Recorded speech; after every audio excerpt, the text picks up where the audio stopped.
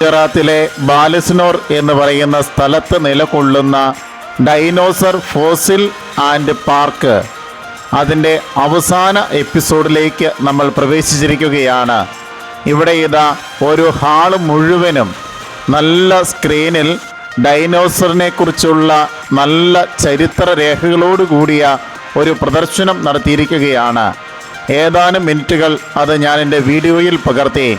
അതിനുശേഷം അടുത്ത ഗാലറിയിലേക്ക് ഞാൻ നീങ്ങുകയായിരുന്നു. അവിടെയും ഡൈനോസറുമായി ബന്ധപ്പെട്ട ഏതാനും ചിത്രീകരണങ്ങളൊക്കെ എനിക്ക് കാണുവാൻ സാധിക്കുന്നുണ്ട്.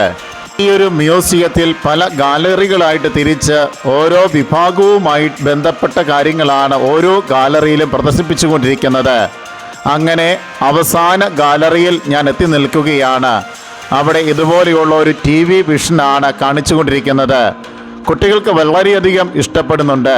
അത്രമാത്രം അർത്ഥവത്തായിട്ടുള്ള ഒരു ചിത്രീകരണമാണ് ഇവിടെ നടത്തിക്കൊണ്ടിരിക്കുന്നത്.